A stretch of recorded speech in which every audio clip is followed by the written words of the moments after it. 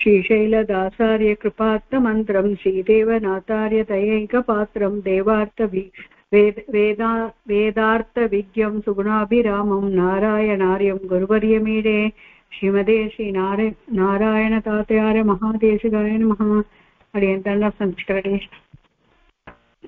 श्रीमान् वेङ्कटनाथार्य कवितार्किककेसरी वेदान्ताचार्यवर्यो मे सन्निधत्तां सदा हृदि. अस्मद्गुरुपरम्परायै நமஹ.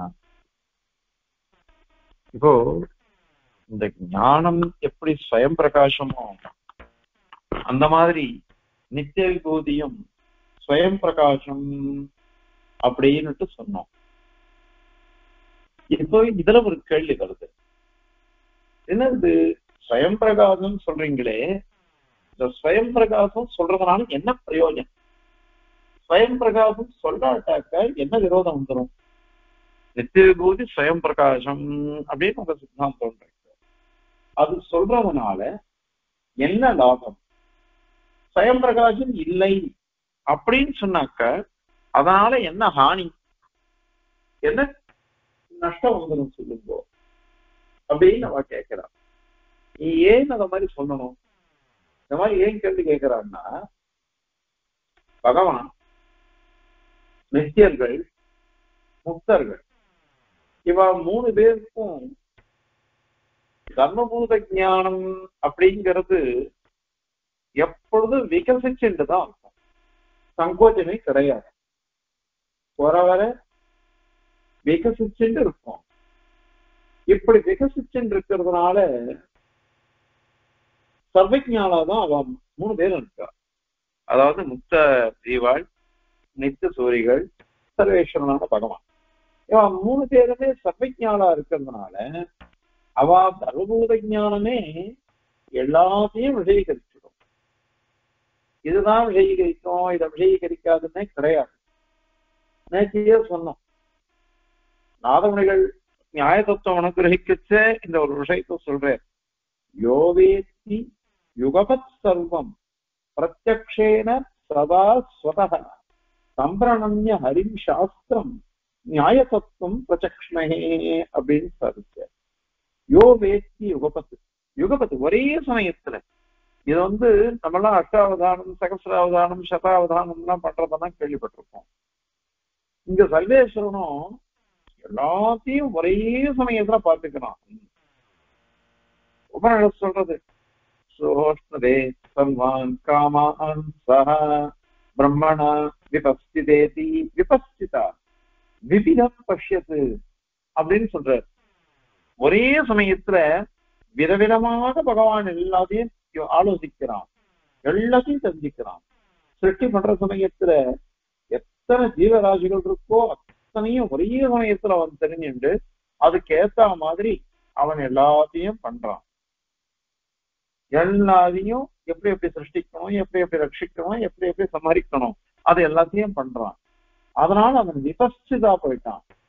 சர்வஜன், அந்த சர்வஜத்துவத்தை விளக்கி சொல்றது இந்த பதம் விபஸ்திதா அப்படின்னு. அத மாதிரி இருக்கிறதுனால அவனுடைய தமபூத ஞானத்தினாலேயே அனைத்தையும் அறிந்து கொள்கிறான் அப்படின்னு அவனுக்கு ஆயிடுச்சு. அந்த மாதிரி நித்திய சூரிகள் ஏற்கனவே சொன்னோம், சபைய சேவையே நித்திய நிர்தோஷகந்தா.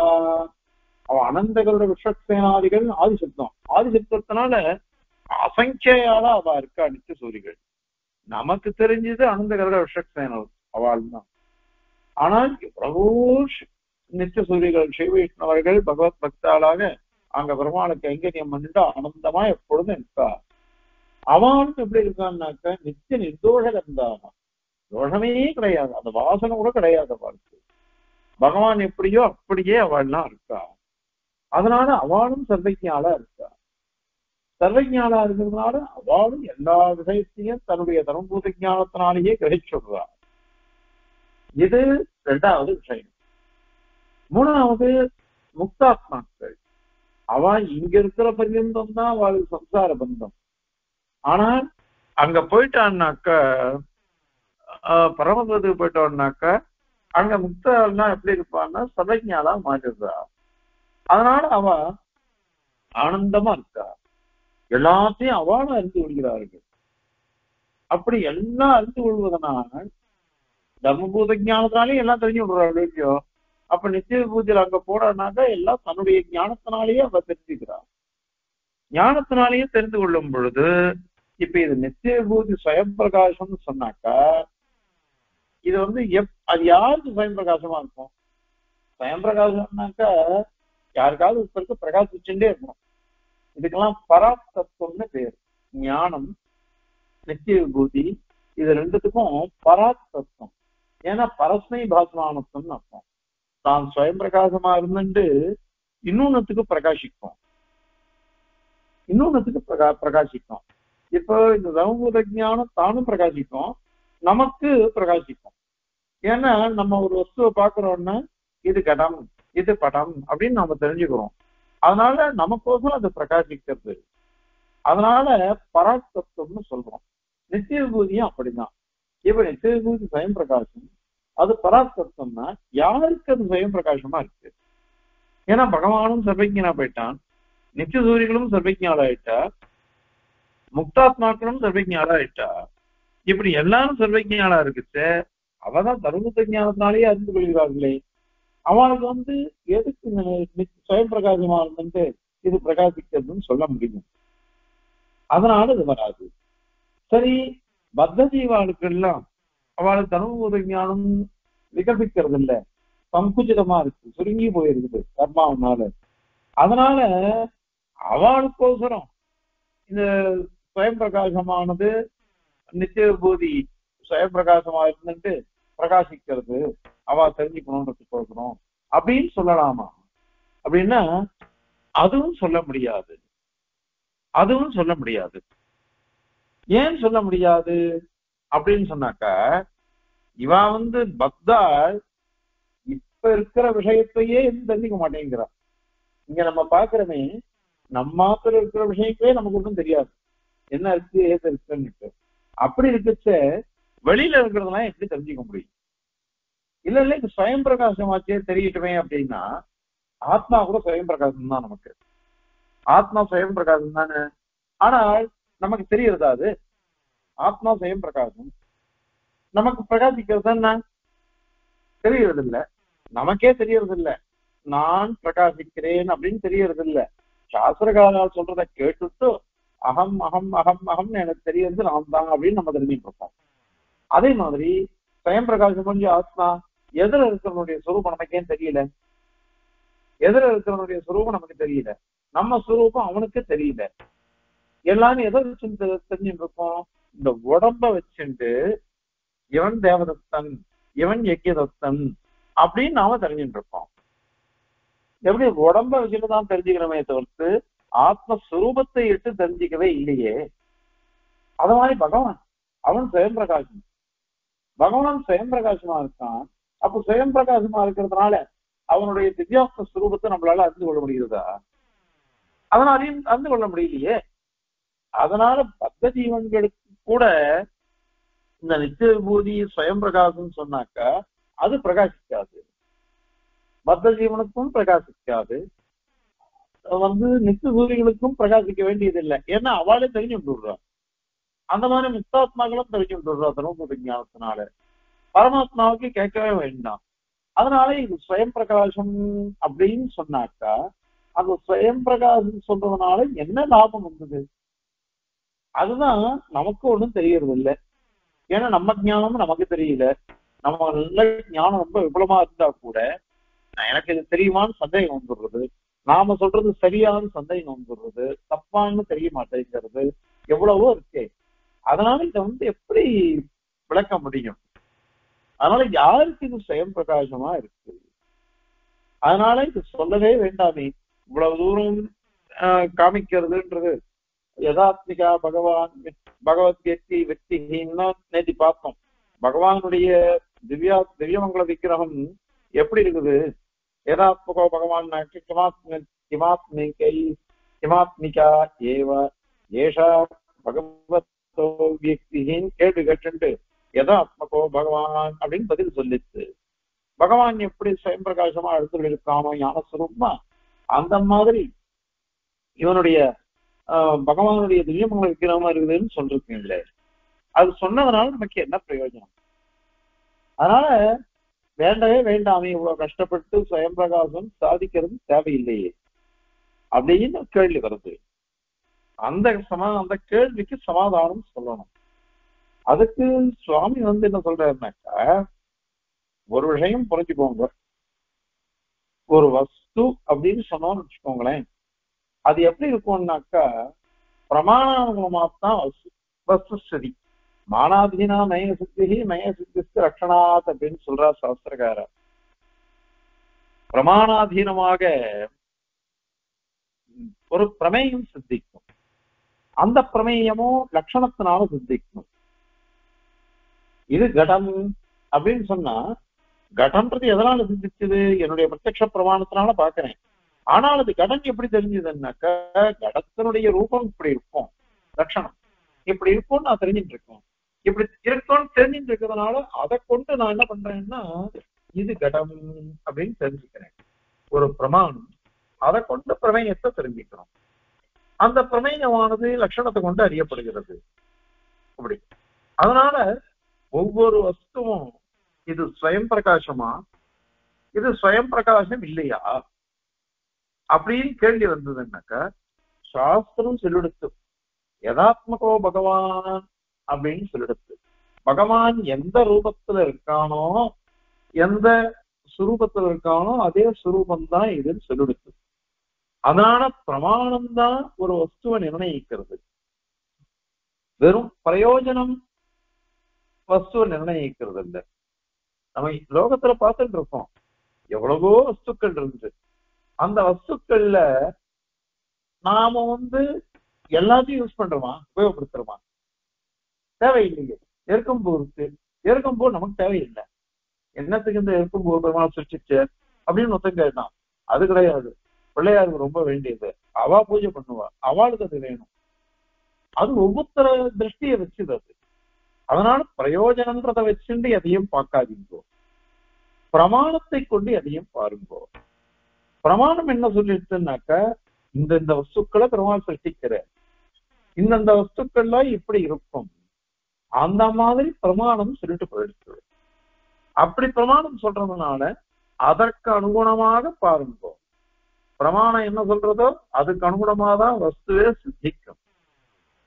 அதனால நம்ம வீதியில போயிட்டு இருக்கோம், வீதியில போற சமயத்துல எத்தனையோ வஸ்துக்களை நாம பாக்குறோம், எவ்வளவு பதார்த்தங்கள் நம்மளால பார்க்கப்படுகிறது, எவ்வளவு காதுல விழுது.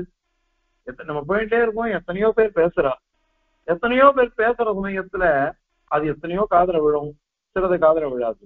எத்தனையோ கண்டப்படும், சிலது கண்ட விழாது. அதனால என்ன லாபம் சொல்லுங்க? என்ன லாபம்? எனக்கு கண்ணில் பட்டாலும் லாபம் இல்லை, கண்ணில் படாட்டாலும் நஷ்டம் இல்லை. அதனால நமக்கு பிரமாணம் இருக்கு, பிரயோஜனம் இல்லாட்டா கூட நாம சிலதெல்லாம் பார்த்துக்கிறோம். அதனால ஏன் பார்க்கறது அப்படின்னு கேள்வி கேட்டோம்னு வச்சுக்கோங்க. ஏன் இந்த மாதிரி பார்க்கணும், இந்த மாதிரி கண்ணால ஏன் கிரகிக்கப்படுகிறது அப்படின்னு கேட்டா, அது இந்திரியங்களுடைய சுபாவம். அந்தந்த புலன்கள் இருக்க இந்திரியங்கள், அவைகளுடைய சுபாவம். அது அவைகளுடைய சுபாவம். கண்ணு நம்ம இஷ்டப்படாட்டா கூட கண்ணுல விழுது, அந்த மாதிரி இஷ்டப்படாட்டா கூட காதுல விழுது. அதனால இந்திரியங்களுடைய சுபாவம் அப்படி இருக்கு. அதனால இப்ப என்னன்னா, பிரயோஜனம் இருக்கு பிரயோஜனம் இல்லை அப்படின்றது ஒண்ணும் கிடையாது. அதை வச்சுட்டு எதையும் பார்க்க கூடாது. பிரமாணத்தை கொண்டுதான் எதையும் பார்க்கணும். பிரமாணம் என்ன சொல்றதோ அந்த மாதிரி எடுத்துக்கணும். பிரமாணம் அப்படி சொல்லும் பொழுது அதுக்கு விரோதமா நான் சொல்லுவேன் அப்படின்னு சொன்னா எப்படி இருக்கும்? அதனால பிரமாணம் என்ன சொல்லிடுத்து, நித்திய விபூதியானது சொப்பிரகாசமா இருக்குது, அது சாஸ்திரம் சொல்லிடுது யதாத்மகோ பகவான் சொல்லிட்டு போயிடுச்சு. ஏகாயன சாக இந்த மாதிரி சொல்லிட்டு போயிடுச்சு. அந்த ஏகாயன சாக சொல்லிட்டு போயிடுச்சுன்னாக்கா அதை ஒத்துண்டு தானே ஆகணும். அது சுயம் பிரகாசமா இருக்குன்னு ஒத்துண்டு சொல்லிடுச்சோம்னாக்கா, இது இதனால என்ன லாபம், அங்கீகரிச்சதுனால அங்கீகரிக்காட்டா என்ன நஷ்டம் அப்படின்னு கேட்கவே வேண்டாம். இந்த மாதிரி விசாரணை தேவையில்லை. அதனால பிரமாணம் என்ன சொல்றதோ அதுக்கு அனுகுணமாக இந்த வஸ்துவை நிர்ணயம் பண்ணணும். அதனால இப்ப நித்யாள், முக்தாள், ஈஸ்வரன் இவாளுக்கெல்லாம் தர்மபூத ஞானம் நிசங்கோஜமா இருக்கு, சங்கோஜம் இல்லை, அப்படியே வியாபிச்சிருக்குது அது. அதனால தர்மபூத ஞானம் நன்னா விகசிச்சு இருக்கிறதுனால அவ சர்வஜாலா இருக்கா. அப்படிப்பட்டவாளுக்கு எல்லாத்தையும் விஷயீகரிக்கிறது சாமர்த்தியம் இருக்குது. அந்த ஞானமானது அனைத்தையும் விஷயீகரிக்கிறது. அது ஞானம் எல்லாத்தையும் விஷயீகரிக்கிறது. ஞானம் நித்திய பூதியும் சுயம் பிரகாசமா இருக்குது. அதனால சுயம் பிரகாசத்தை அபேட்சிக்காமலே இவாளுடைய தர்மபூத ஞானத்துல அவைகள்லாம் விஷயீகரிச்சுட்டு அது இருக்குது. அது உண்மைதான் நீங்க சொல்றது. ஆனால் அது சுயம் பிரகாசமா இருக்கிறதுனால இவாளுக்கு என்ன கஷ்டம் வந்துருச்சு? அதனுடைய சுபாவம் அது. வழக்கெறியறது, வழக்கு பகல்ல வழக்கெறியறது, பகல்ல வழக்கெறியற சமயத்துல எனக்கு கண்ணாலே நான் வஸ்துவெல்லாம் கிரகிச்சு விடுறேன், கண்ணாலே நான் வஸ்துவெல்லாம் கிரகிக்கிறேன். ஏன்னாக்கா வெளிச்சம் இருக்கு. ஒருத்தன் வழக்கை போட்டு வச்சான், வழக்கெறிய வச்சான்னாக்கா அந்த வழக்கு எனக்கு தேவையில்லைதான். அந்த வழக்கு எனக்கு தேவையில்லாட்டா கூட அந்த வழக்கு எரியறதுனால எனக்கு என்ன நஷ்டம்? ஏன்னா வழக்கினுடைய சுபாவம் அது, வழக்கினுடைய சுபாவம் அது. அந்த மாதிரி நித்திய பூதனுடைய சுபாவம் சுயம் பிரகாசமா இருக்கிறதுன்றது. அதனால இவாளுடைய தர்மபூத ஞானம் விகசிச்சு இருக்குது. விகசிச்சு இருக்கிறதுனால அந்த தர்மபூத ஞானத்தினாலேயே அறிந்து கொள்கிறார்கள். அதுதான் யோதேச்சி யுகப சர்வம் பிரத்யக்ஷேன சதாசுதகான்னு நாதமணிகள் அனுகிரகித்தார். அதனால சுயம் பிரகாசத்துக்கு விரோதம் இல்லையே. சரி, அதனால இவாளுக்கெல்லாம் பிரகாசிக்கிறது, இப்படி பிரகாசித்தாலும் எந்த தோஷமும் இல்லை அப்படின்னு சாதிச்சார். சரி, அது நிச்சய பூதி சுயம் பிரகாசமோ இல்லையோ, நமக்கு ஏன் பிரகாசிக்க மாட்டேன்றது? ஏன்னா இப்ப தீபம் வழக்கு பிரகாச சுபாவம் தான். அதை ஏற்றினான்னு வச்சுக்கோங்களேன், எல்லாருக்கும் பிரகாசிக்கிறதா இல்லையா? அது அந்த மாதிரி நித்திய பூதி சுயம் பிரகாசம்னா அதுவும் பிரகாசிக்கட்டுமே, அது ஏன் பிரகாசிக்கல அப்படின்னு கேள்வி வருது. அதுக்கு நமக்கு பந்த காலத்துல, அதாவது சம்சார சாகரத்துல நாம மாட்டின்னு இருக்கோம். அதனால நமக்கு ஞானம் என்ன ஆயிடுறதுன்னாக்கா சங்குச்சிதமா இருக்குது. அதனால விஷயமானது பிரகாசிக்கிற சமயம் பிரகாசிக்கல. தர்மபூத ஞானமும் அப்படித்தானே இருக்குது. ஒரு விஷயம் பாருங்க, தர்மபூத ஞானம் நான் விஷயீகரிக்கிறது. நான் முடிச்சுட்டு இருக்கேன், இப்ப பாக்குறேன், புஸ்தகத்தையும் பாக்குறேன், இங்க இருக்கிற போட்டோ எல்லாம் இருக்கு, அதெல்லாம் பாக்குறேன், மனுஷால பாக்குறேன், ஆத்த பாக்குறேன், எல்லாத்தையும் விஷயீகரிச்சுட்டு இருக்குது என்னுடைய ஞானம் பிரத்யக்ஷ பிரமாணத்தை கொண்டு எல்லாம் இருக்கு. ஆனால் நல்ல தூக்கம் வந்துடுது நமக்கு.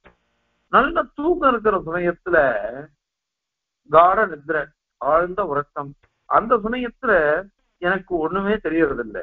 ஏன்? தர்மபூத ஞானம் நிச்சயமாச்சே நமக்கு. தர்மபூத ஞானம் நம்ம சித்தாந்தத்துல நிச்சயம்.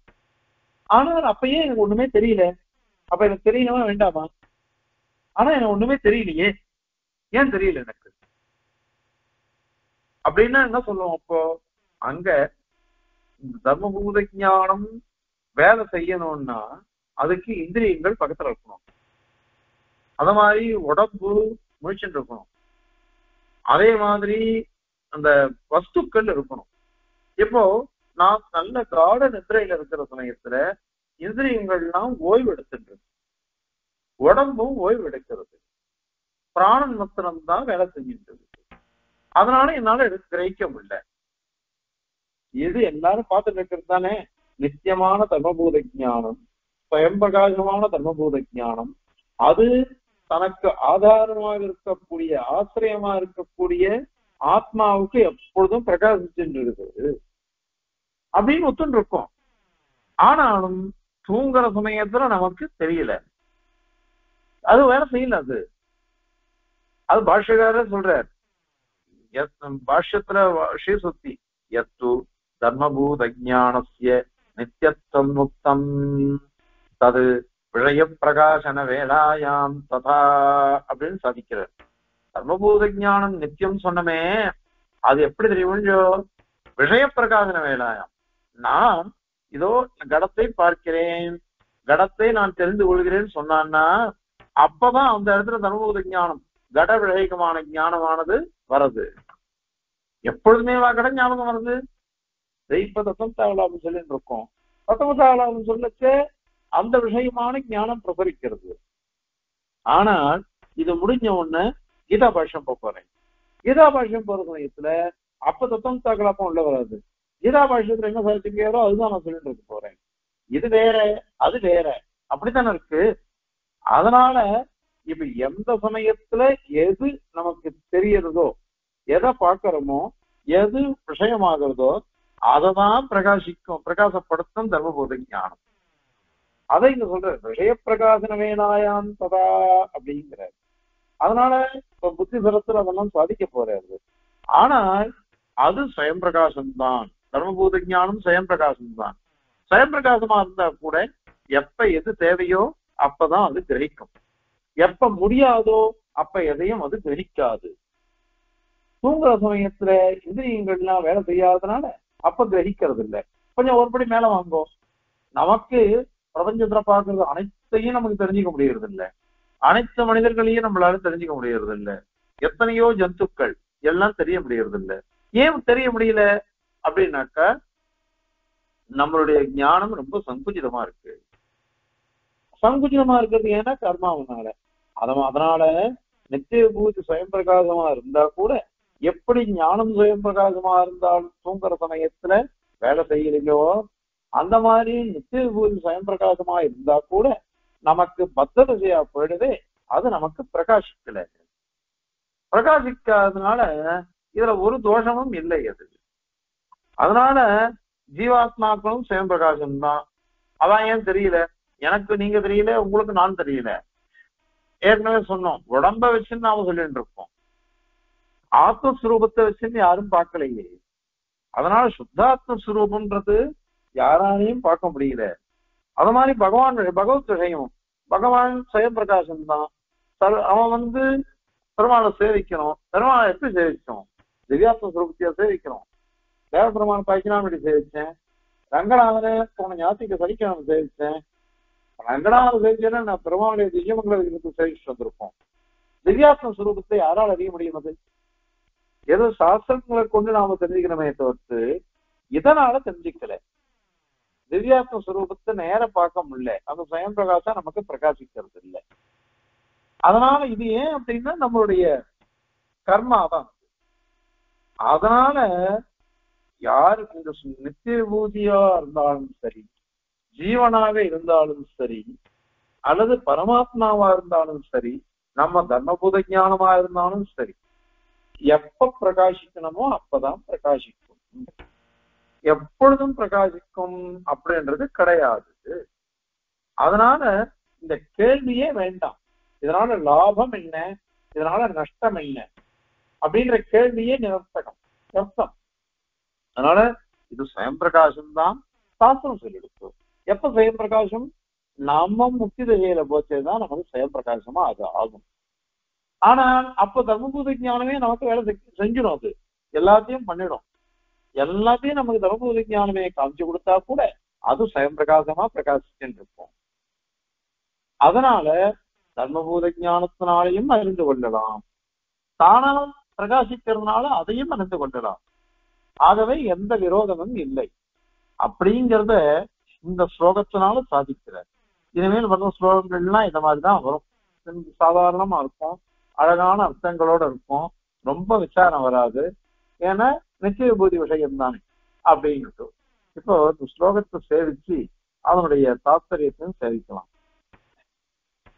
நிசங்கோச்ச சமஸ்தம் சுலகயதி மதிஹி நித்ய முக்தேஸ்வராணாம் பத்தானாம் நித்ய பூதிஹி ந விலசதி ததா கஸ்ய ச சுப்பிரகாஷா மயம் நித்யேஸ்வராதே சதிமதி விபவே சாஸ்து தேனானபேக்ஷா வேத்யானுத்வாதகாலே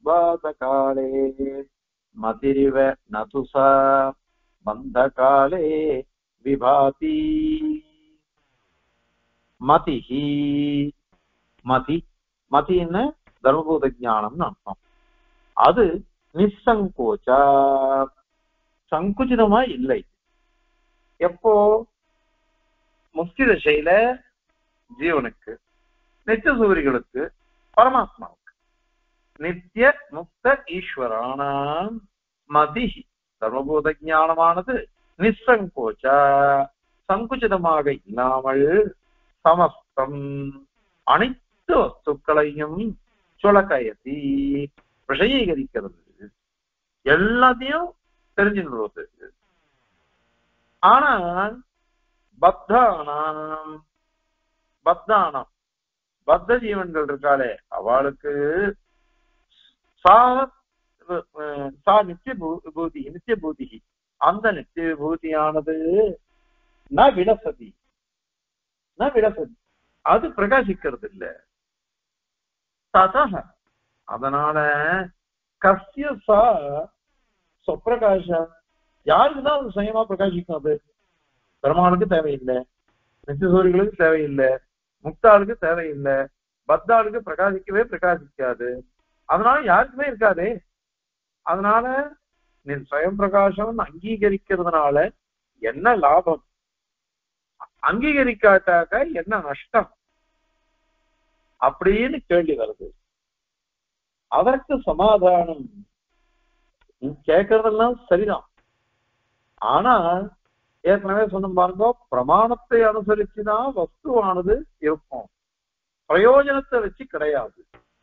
எவ்வளவோ லோகத்துல படைக்கப்படுகின்றன, அவைகள் அனைத்துமே ஏதோ ஒரு பிரயோஜனத்துக்கோசரம் தான் இருக்கு. நமக்கு பிரயோஜனம் இல்லைன்றதுனால அந்த வஸ்துவே தேவையில்லைன்னு சொல்லுவானா? அல்ல, அந்த தேவைக்கு தர்மம். எனக்கு சுகர் இருக்கு, அதனால நான் மாத்திரை சாப்பிடுறேன். அதே இன்னும் சில பேருக்கு சுகரே இல்லை, அவ சந்தோஷமா பட்சணம் சாப்பிடுறா. அதே மாத்திரை சாப்பிட்டு இருக்கேன் பட்சணம் சாப்பிடாம, அவளும் மாத்திரை சாப்பிடாம பட்சணம் சாப்பிட்டு இருக்கா. இப்ப ஐயோ எனக்கு சுகர் இருக்குது, எதுக்கு இந்த பட்சணத்தெல்லாம் பண்றா அப்படின்னு நான் கேட்கக்கூடாது. அவளும் எதுக்கு மாத்திரை, எனக்கு சுகரே இல்லை என்னத்துக்கு மாத்திரை அப்படின்னு கேட்கக்கூடாது. யாருக்கு எது தேவையோ அது அவளுக்கு. இந்த மாதிரி வஸ்துக்கள்லாம் பிரமாணானுகுணமா சித்திக்கிறதே தவிர்த்து பிரயோஜனானுகுணமா சித்திக்கிறது இல்லை.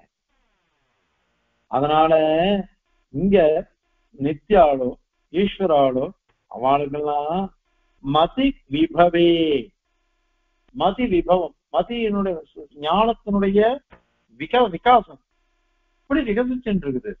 அப்படி இருந்து அது பிரபாவமா நல்லா இருக்குது. அதனால சர்வ விஷயீகரண சமர்த்தேசதி, அனைத்து விஷயத்தையும் இது பண்றது, விஷயீகரிச்சுடுறது, எல்லாத்தையும் அதால பண்ண முடியும். அதுதான் மதி விபவம், எல்லாத்தையும் விஷயீகரிச்சுடுறது. அதனால இதுல அந்த விபூதி அந்த ஞானமோ நித்திய விபூதேகே சொப்பிரகாசத்வேன அனபேட்சா. தேனாக்க அந்த சொப்பிரகாசத்துவம் ஒரு தர்மம் இருக்கு பாருங்க, அது இல்லாட்டாலும் இது அனபேட்சா, அதை அபேட்சிக்காமலே எல்லாத்தையும் விஷயீகரிச்சுடுறது. அப்படியே இருந்துட்டு போட்டுமே. அதனால அந்த தர்மபூத ஞானம் அப்படியே இருக்கட்டும், எல்லாத்தையும் தெரிந்து கொள்ளணும். அஸ்து எல்லாத்தையும் அது தெரிஞ்சுன்றோம், அதுக்கு அதெல்லாம் முடியும். அதுக்கோசரம் சொப்பிரகாசத்துவம் இல்லைன்னு சொல்ல வேண்டாம். ஏன்னா அது வஸ்துவனுடைய சுரூபம். அது அந்த வஸ்துவனுடைய சுரூபம் சுயம் பிரகாசமா இருக்கு, அது இல்லைன்னு சொல்ல முடியாது. ஏன்னா அது சாஸ்திர சித்தம், பிரமாண சித்தம். அதனால விரோதம் ஒன்றும் கிடையாது. சரி, இது சுயம் பிரகாசமா இருக்குன்னு சொல்றீங்க, சரி, அப்போ ஏன் நமக்கெல்லாம் பிரகாசிக்க மாட்டேன்றது? ஏன்னா தீபங்கள்லாம் பிரகாசிக்கிறது அப்படின்னு கேட்டா, வேத்திய அனுபாத காலே, இவர் எது விஷயமோ அது அனுபாத காலே, அது அப்பிரகாச ஸ்திதி, பிரகாசிக்கிறதுல சில சமயத்துல. அது எப்போ? தூங்குற சமயத்துல. தூங்குற சமயத்துல நமக்கு எதுவுமே தெரிய மாட்டேன்றது. மதிரீவ தர்மபூத ஞானம் போல, தர்மபூத ஞானம் நாம தூங்குற சமயத்துல எதையுமே விஷயீகரிக்கல. அதனால அதுக்கு விஷயீகரிக்கிற சக்தி இல்லைன்னு சொல்லுவியா நீ? ஞானம் இல்லைன்னு சொல்லுவியா? பாஷ்யக்காரர் ஒரு உதாரணம் சொல்றேன், அது சூத்திரக்காரன் சொல்றதுதான் அது. வியக்தி யோகா அப்படின்னு சூத்திரம் இந்த தர்மபூத ஞானத்தை பத்தி வருது ஸ்ரீபாஷ்யத்துல. 3வது அத்தியாயம் 2வது அத்தியாயம் 3ஆம் பாதத்துல ஞாதிகரணம் 4வது அதிகரணம் அதுல வருது. அது சொல்லும் பொழுது ஏன் ஞானம் தூங்குற சமயத்துல தெரிய மாட்டேன்றது, தூங்குற சமயத்துல ஏன் தெரிய மாட்டேன்? தூங்க ஞான சுயம் பிரகாசம் எப்பொழுது நிச்சயமா இருக்குன்னா தெரியணுமா வேண்டாமா? ஏன் தெரிய மாட்டேன்றது அப்படின்னு ஒரு கேள்வி கேட்டு அதற்கு சூத்திரக்கார பதில் சொல்ற. என்னன்னா, ஒரு குழந்தை பிறந்தது. அந்த குழந்தை என்ன குழந்தை பிறந்ததுன்னு கேட்டான். ஆண் குழந்தை, பெண் குழந்தை அப்படின்னு சொல்ற. அந்த புருஷனுடைய அடையாளத்தை தெரிஞ்சுட்டு புருஷ குழந்தை, புருஷ பிரஜை, ஸ்திரீனுடைய அடையாளத்தை தெரிஞ்சுட்டு ஸ்திரீ பிரஜை அப்படின்னு சொல்றார். ஆனா அது புருஷன்றதுனால அப்பவே அவனுக்கு ஆண்மை இருந்திருக்கா, அல்லது ஸ்திரீன்னு சொன்னதுனால அந்த சமயத்திலேயே அந்த ஸ்திரீத்துவம் வந்துருக்கா? அது வரல. அதாவது ஒரு பக்குவ காலம் வரதே தானே வரும். அத உதாரணம் சொல்றாரு. அப்போ அபிவியக்தம் ஆகல, வெளியில வரல. அந்த மாதிரிதான் ஞானமும் தூங்குற சமயத்துல தெரியலையே அப்படின்னாக்க அது உதாரணம், அழகான உதாரணம். அது நீச்சமான உதாரணம் இல்ல, அழகான உதாரணம் அது. அதனால அந்த இது சொல்றது. அத மாதிரி இதுவும் தர்மபூத ஞானமானது வேத்திய அனுபாசகாரி விஷயத்தை பிரகாசிக்க வைக்கல. அந்த சமயத்துல தர்மபூத ஞானம் நமக்கு தெரிய மாட்டேன்றது இல்லையா? அது வேலை செய்யலையே தூங்குற சமயத்தெல்லாம். அந்த மாதிரி பந்த காலை நமக்கு பத்த தசை இருக்கிற சமயத்துல ந விபாதி, அப்ப பிரகாசிக்கிறது இல்லை. அத மாதிரிதான் இங்க. அதனால நித்திய விபூதிங்கிறது சுப்பிரகாசம் தான். அது நமக்கு ஞானமானது அந்த மாதிரி நமக்கு வந்திருக்கிறது. தர்மபூத ஞானத்தினாலையும் அறிந்து கொள்ளலாம். ஆனால் அது பிரமாண அனுகுணமாக சுப்பிரகாசம் சித்திக்க அது இல்லைன்னு நம்ம கேட்க வேண்டாம்.